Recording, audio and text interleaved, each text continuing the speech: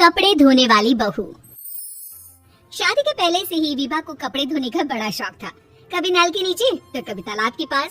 अरे मेरी नीली वाली लुंगी नहीं दिख रही है। विभा की अम्मा कहाँ रखी है लुंगी? अरे वो तो विभा ने परसों ही धोकर रखी थी आपकी अलमारी में, देखो वहीं होगी। वो ना मैंने आज धो दी, मुझे लगा कि गंदी हो गई होगी। अरे कैसे गंदी हो गई थी, उसे तो मैंने पहना भी नहीं। हे भगवान, इस लड़की के कपड़े धोने की आदत से परेशान हो गया हूँ मैं। जितना तो घर में राशन नहीं आता उससे कहीं ज्यादा डिटर्जेंट पाउडर का खर्चा है। इसकी शादी करवा दो, शादी जाए अपने घर में ही करे काम, फिर चाहे घर के कपड़े धोने हो या पूरे गांव के। हाँ ठीक बोल रही हो, देखता हूँ मैं कोई लड़का। वो दिन भी आ जाता है जब विभा को देखने लड़के वाले आ जाते हैं। लड़की मुझे अच्छी लगी। होने वाली सास कहती है, बेटी अगर कुछ पूछना है तो पूछ लो। वैसे तो हमारी लड़की बहुत ही शर्मीली है, जो बोल दो वो मान लेती है, इसे क्या पूछना होगा। अरे कैसी बात कर रही हो माँ, मुझे इन लोगों के घर रहना है, सवाल तो कई है। हाँ हाँ बेटा पूछ लो ना, क्या पूछना है। आप लोगों के घर कपड़े कौन धोता है? सास का मुंह बन जाता है। देखो अगर तुम ये कहना चाहती हो कि तुम्हें कपड़े धोने नहीं आते तो सुन लो, कपड़े मैं ही धोती हूँ, लेकिन तुम्हारे आ जाने के बाद मैं रुमाल तक नहीं धोऊंगी। अरे चुप रहना भगवान, बहू बेचारी घर आई नहीं, उसे डराना शुरू कर दिया।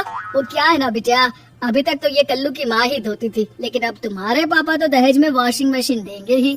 तभी विभा की माँ बोल पड़ती है, सवाल भी पूछा तो क्या, वैसे भाई साहब मशीन की तो फिर भी कपड़े धोने की कैपेसिटी होती है। मतलब जो बिटिया दे रहे हैं ना विभा, इसे कपड़े धोने का बहुत शौक है। ये आप लोगों की क्या आस पड़ोस गांव मोहल्ले सबके कपड़े धो दे और उफ तक ना करे। बाहर देखा नहीं आपने कितने कपड़े सूख रहे हैं, सब हमारी बिटिया ने ही तो धोए हैं। बस भी करो ना माँ, शर्म आ रही इतनी तारीफ सुनकर। और तो और एक दाग निकाल कर दिखाओ तो मान जाऊँ। हाँ अच्छा अच्छा, माफ करना बेटा, मैंने गलत समझा, हमें तो रिश्ता बहुत पसंद है। और ऐसे जुड़ जाता है रिश्ता कपड़े धोने का शौक रखने वाली विभा का। उसकी शादी हो जाती है कोयला फैक्ट्री में काम करने वाले कल्लू के साथ। शादी के बाद अचानक विभा चिल्लाती हुई सास के पास आती है, सासू माँ, अरे सासू माँ कहाँ है आप? ये तो धोखा है, धोखा दिया आप लोगों ने मुझे। इस ससुर के चक्कर के बारे में पता चल गया। अरे तो उसमें तुझे क्यों धोखा मिला है? अरे नल में पानी नहीं आता, कपड़े कैसे कब धुलेंगे? अच्छा अच्छा, तू पानी नहीं आ रहा उसकी बात कर रही है? तो आपने क्या सोचा? कुछ नहीं। अच्छा तेरी माँ ने कहा था कि कपड़े धोने का शौक है, तुझे याद आया मुझे।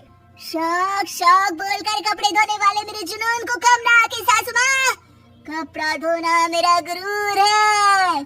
तभी पति भी वहाँ आ जाता है। अभी अभी मैंने इसे सनी देओल की फिल्म दिखाई है, उसी के डायलॉग मार रही है माँ। अच्छा सुन, साफ साफ बता रही हूँ, पानी सुबह 4 से 6 और शाम को 10 से 12 आता है, समझी? विभा टाइमिंग सुनकर हैरान हो जाती है, ये क्या भूतों का मोहल्ला है? सुबह 4 बजे उठकर कौन कपड़े धोता है? 4 बजे टंकी में पानी जाता है, फिर सारा दिन धोना ना, किसने मना किया? अरे कैसी बात कर रही है, 200 लीटर की टंकी में कितने कपड़े धो लूंगी मैं? सुबह ही उठ जाऊंगी मैं। अब क्या था, विभा सुबह 4 से लेकर रात के 12 बजे तक कपड़े ही धोती रहती। एक रोज सास पड़ोस से निकलकर कहीं जा रही होती है कि साथ वाली कहती है, हाँ कल्लू की माँ, जरा ये बताओ कि 2 साड़ी है, 2 ब्लाउज और एक पेटीकोट और एक नाड़ी वाला लंबा कच्चा। हाँ तो? अरे तो क्या, कितना लोगी धुलाई ये बताओ? धोबन दिख रहे हैं हम क्या? हमारे पति सरकारी नौकरी से अभी अभी रिटायर हुए हैं और बेटा सुपरवाइजर है कोयला फैक्ट्री में। धोबन समझ रखा है हमें?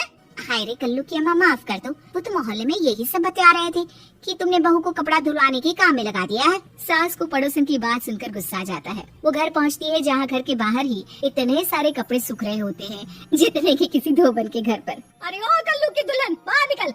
माँ जी यहीं आ जाओ, बाथरूम में चादर धो रहे हैं हम। अरे अभी हम धोते हैं, तुमको बाहर निकलो। ये आस पड़ोस वाले बोल रहे हैं कि हम बहू से कपड़े धुलवा कर उसे कपड़ा धोने वाली बना दिए हैं। अरे छोड़ो ना माँ जी, किन लोगों की बातों में आती हो? आस पास के लोगों का तो काम ही होता है कि वो किसी तरह सास बहू को लड़ा दे। बहू सारे घर के कपड़े धोती है, ये क्या कम है? बोलिए।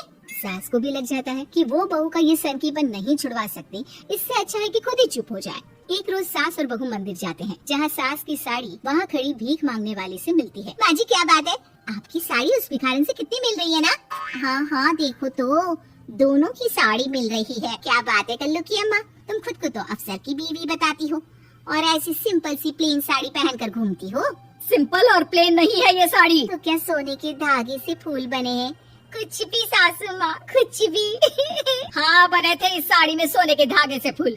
मेरे पति लेकर आए थे मद्रास से स्पेशली मेरे लिए 10,000 की। लगता है भाई साहब इस भिखारन के लिए भी सेम टू सेम साड़ी लेकर आए होंगे 10,000 की। सास उस वक्त कुछ नहीं कहती, लेकिन बहू के साथ घर आती है और अलमारी से एल्बम निकाल कर लाती है। ये साड़ी देख रही है, ये वही साड़ी है जिसे मैंने अभी पहना था। इस साड़ी में ये जो चमकदार फूल दिख रहे हैं ना, ये सोने के धागों से काटे गए हैं। लेकिन तू लोकल वॉशिंग मशीन ब्रश से घिस घिस कर सारे फूलों को निकाल कर साड़ी प्लेन कर दी। मुझे माफ कर दीजिए सासू माँ। और तो और, जब मैंने तुझे तेरी गलती के लिए कुछ नहीं कहा, लेकिन तूने तो सबके सामने मेरा मजाक ही बना दिया। क्यों? बहू को समझ में आ जाता है कि अब से उसका कपड़े धोना बंद।